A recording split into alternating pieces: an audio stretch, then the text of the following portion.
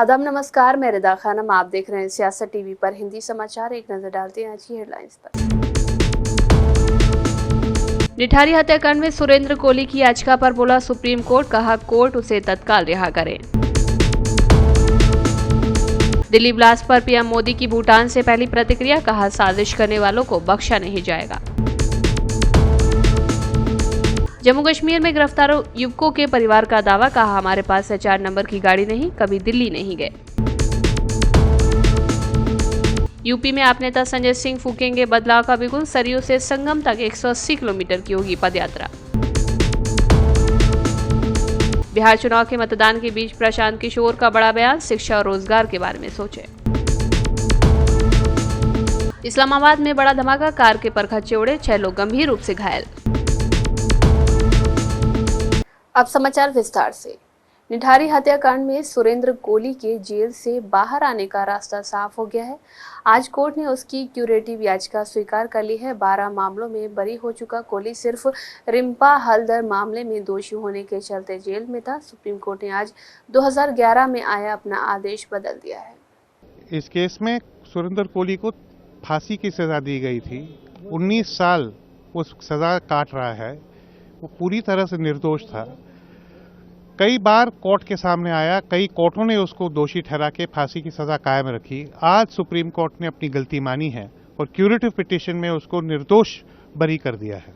प्रधानमंत्री नरेंद्र मोदी ने भूटान के दौरे के दौरान दिल्ली में हुई घटना पर गहरा शोक व्यक्त किया और पीड़ित परिवारों के प्रति संवेदना व्यक्त की है। उन्होंने कहा कि वे भारी मन से भूटान आए हैं क्योंकि बीती शाम की घटना ने पूरे राष्ट्र को गहरे आघात में डाल दिया है। प्रधानमंत्री ने बताया कि वे रात भर घटना की जांच में लगी सभी एजेंसियों के साथ संपर्क में रहे और आवश्यक निर्देश देते रहे। उन्होंने स्पष्ट शब्दों में कहा कि इस षड्यंत्र की गहराई तक पहुंचने के लिए सभी संसाधन लगाए जाएंगे और इसके पीछे के षड्यंत्रकारियों को बख्शा नहीं जाएगा।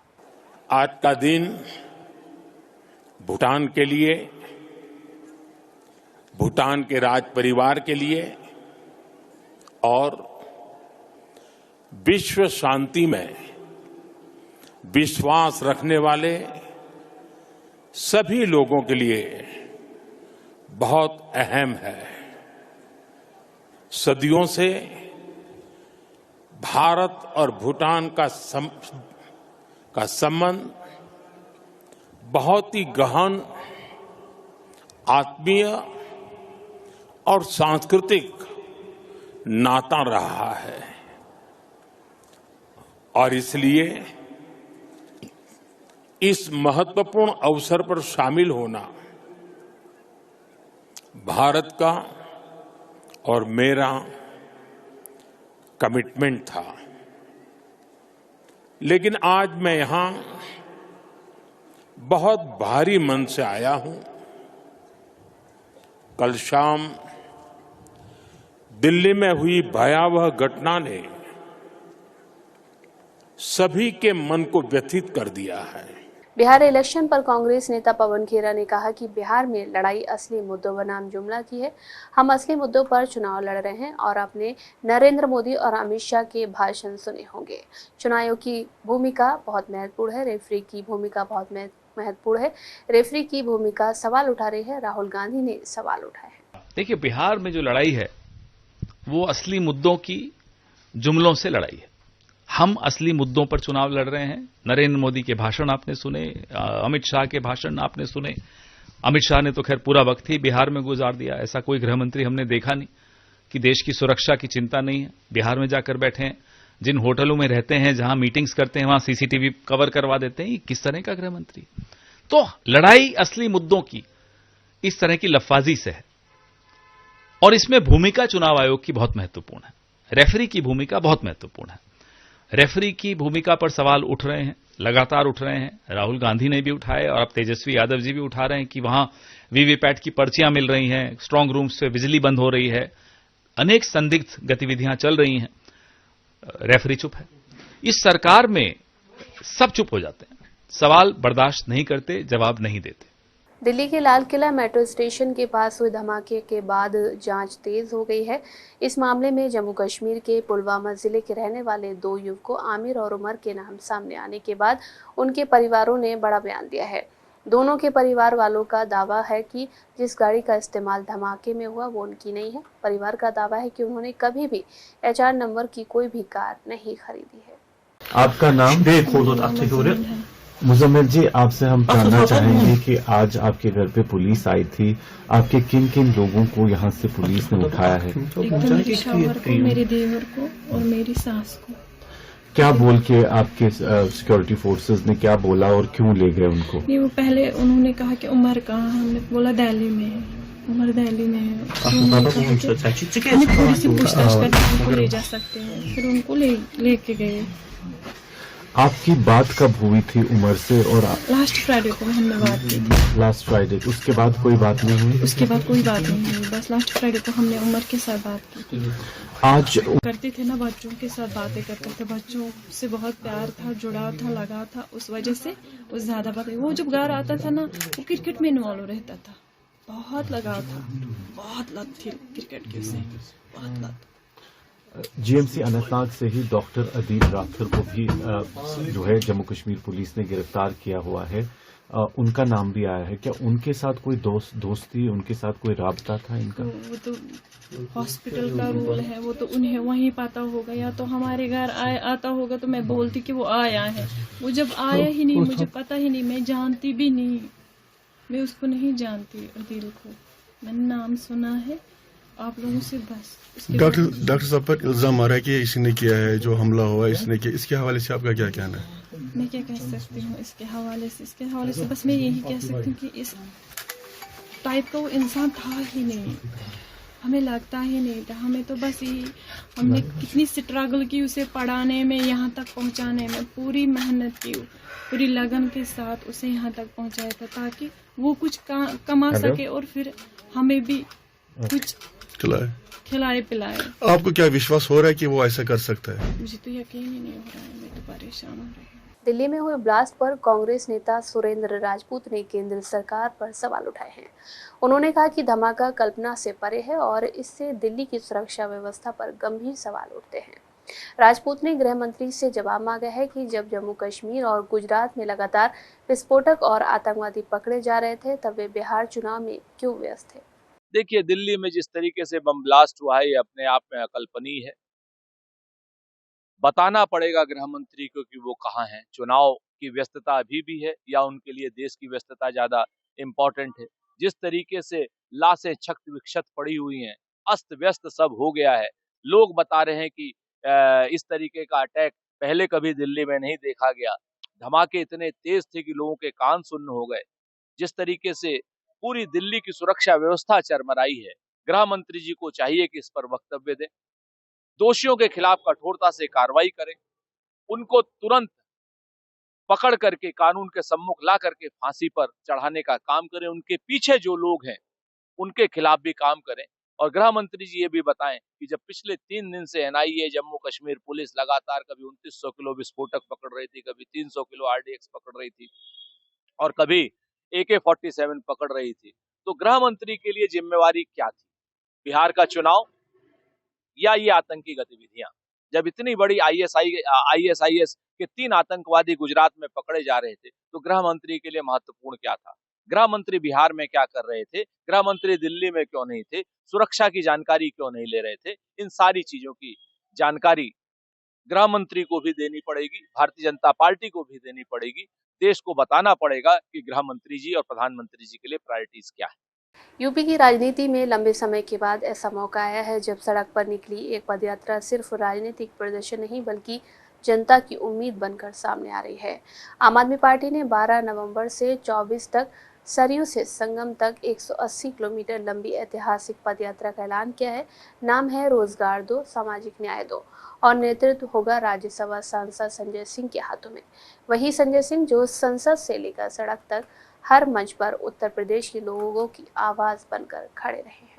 ये पदयात्रा सिर्फ पैरों की थकान से नहीं बल्कि जनता के दर्द, आक्रोश और उम्मीदों से चलेगी। बेरोजगार की मार झेल रहे युवा, फसल का दाम न मिलने से परेशान किसान, कुटीर और लघु उद्योग से जुड़े लोग, शिक्षक, आशा बहुएं, आंगनवाड़ी कार्यकर्ता, हर कोई आज सरकार से जवाब चाहता है। लेकिन जब सत्ता चुप हो जाए तब जनता की आवाज़ सड़क पर उतरती है। यही इस यात्रा की असली ताकत है। संजय सिंह ने साफ कहा है कि ये यात्रा राजनीतिक रस्म नहीं, जनता के अधिकारों की लड़ाई है। भाजपा सरकार ने रोजगार के नाम पर बड़े बड़े वादे किए, लेकिन आज यूपी बेरोजगारों की सबसे बड़ी राजधानी बन गया है। सरकारी भर्तियां रुकी हुई हैं, परीक्षाएं लटकी हुई हैं और पेपर लीक ने लाखों युवाओं का भविष्य छीन लिया है।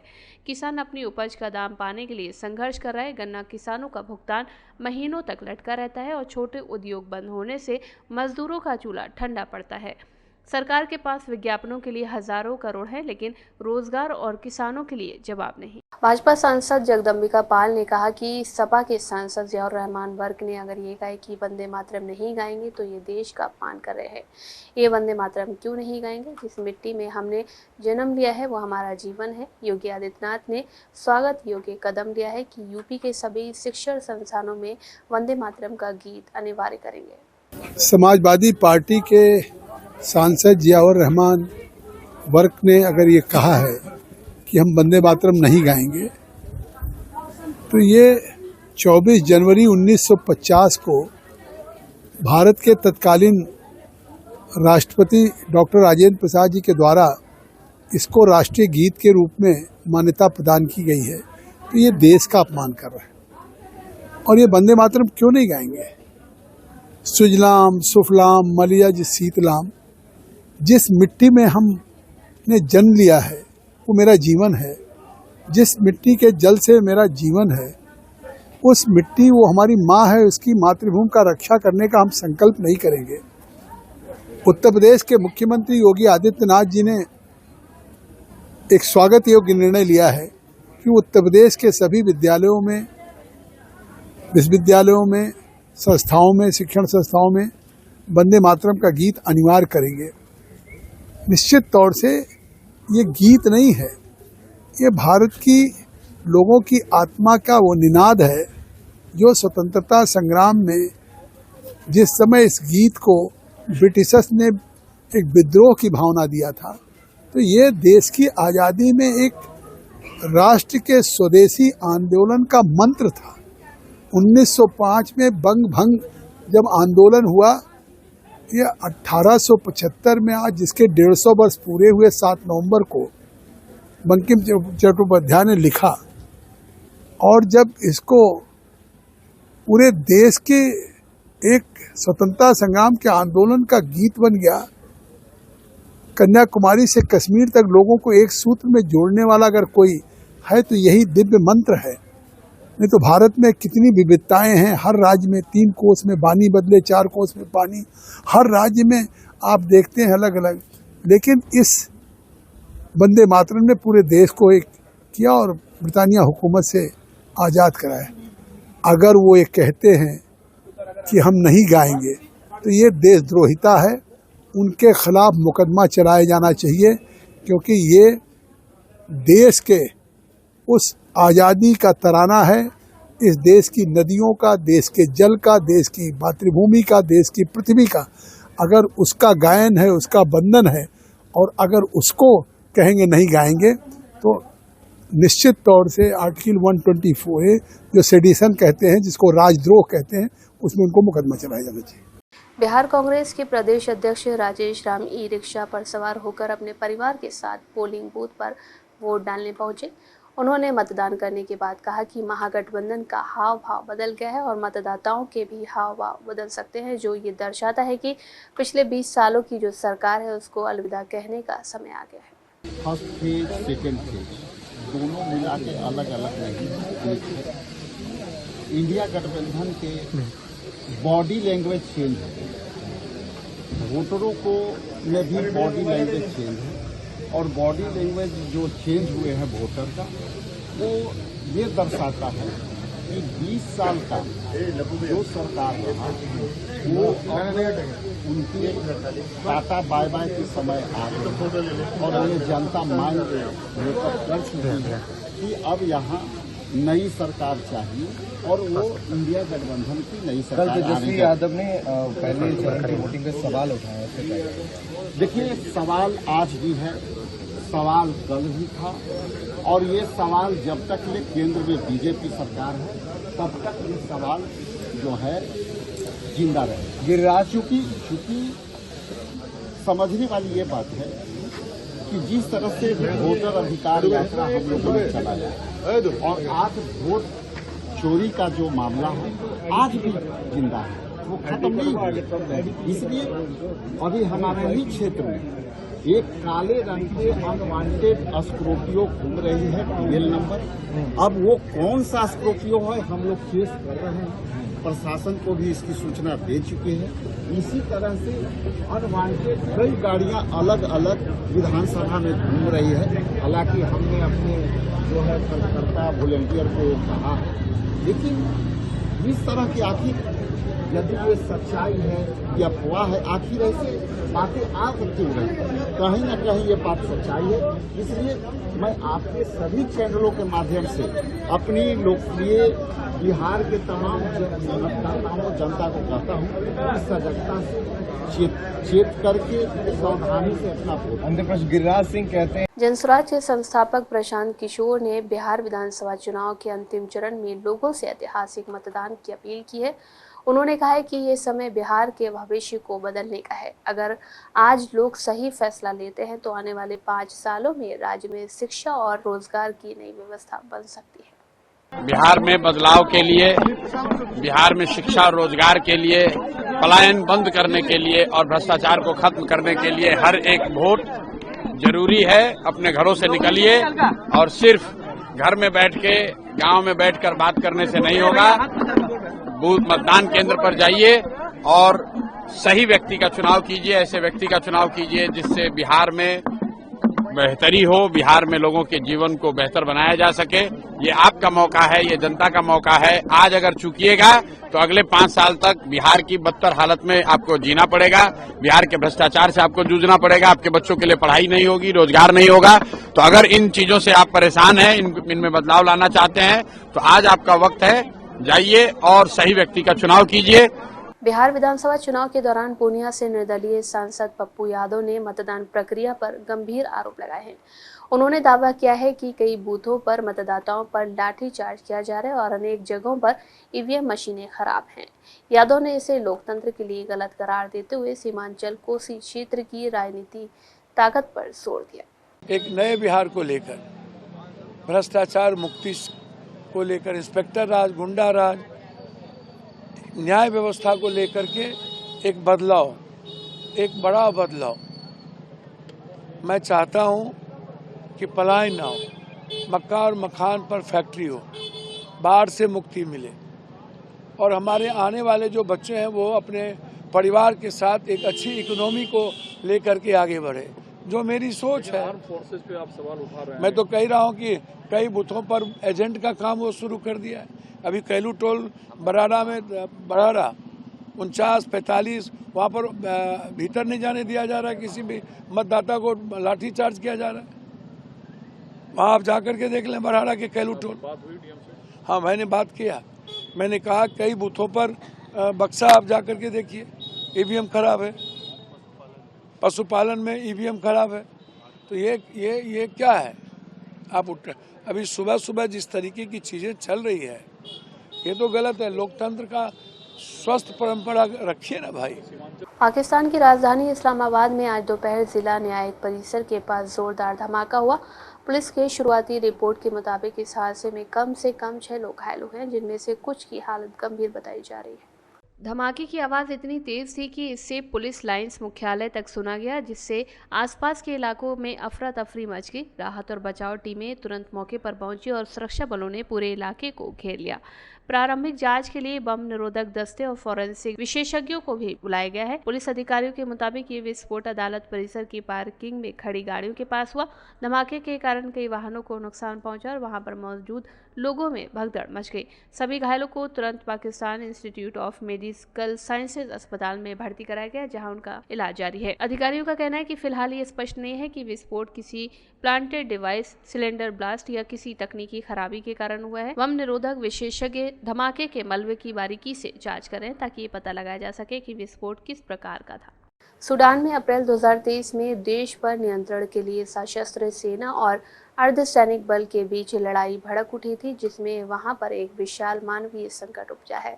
आरएसएफ ने 500 से अधिक दिनों की घेराबंदी के बाद नॉर्थ दानपुर प्रांत के अल्फशर शहर पर अनंता अपना नियंत्रण स्थापित किया, जिसके बाद उसके लड़ाकों द्वारा वहां जघन्य अत्याचारों को अंजाम दिए जाने के आरोप सामने आए हैं। 26 अक्टूबर को अल्फशर पर कब्जा होने के बाद अब तक लगभग 89,000 लोग अपनी जान बचाने के लिए अल्फशर व उसके नजदीकी गांव को छोड़कर भाग चुके हैं। बहुत से लोगों ने तबीला, मेलिक, सराफ, ओमरा समेत अन्य स्थानों पर शरण ली है। बाकी अन्य ने नॉर्दर्न स्टेट का डवा का रुख किया है। यूएन मानवीय सहायता कर्मी अपने साझेदार संगठनों के साथ मिलकर तबीला और डवा में जरूरतमंदों को भोजन, स्वच्छ जल सफाई, स्वास्थ्य देखभाल समेत अन्य प्रकार की सेवाएं मुहैया करा रहे हैं। हालांकि आवश्यकताओं की तुलना में संसाधनों की उपलब्धता कम है। यूएन उप प्रवक्ता फरहान हक ने न्यूयॉर्क में पत्रकारों को बताया कि अल्फशर में कुछ परिवारों ने सूडान चाड की सीमा पर स्थिति टीना नामक जगह में भी शरण ले रखी है, जहां 3,000 विस्थापितों को तत्काल भोजन, आश्रय व स्वास्थ्य देखभाल की जरूरत है। उधर सीमा पार चाड के पूर्वी हिस्सों में शरणार्थियों के मेजबान समुदाय नए लोगों के आने की तैयारी कर रहे हैं, चूंकि सुरक्षा व सहायता की तलाश में आम लोग अब भी परेशान हैं। उधर कोर्दोफान क्षेत्र में भी हिंसा बढ़ रही है। हताहत होने वाले आम नागरिकों की संख्या बढ़ी है और लोग विस्थापित हुए हैं। संयुक्त राष्ट्र ने टकराव पर तुरंत विराम लगाए जाने और सहायता कर्मियों व आम नागरिकों की सुरक्षा सुनिश्चित की जाने का आग्रह किया है। हिंदी समाचार बस यही समाप्त होता है। मुझे दे इजाजत। आप बने रहे सियासत टीवी के साथ।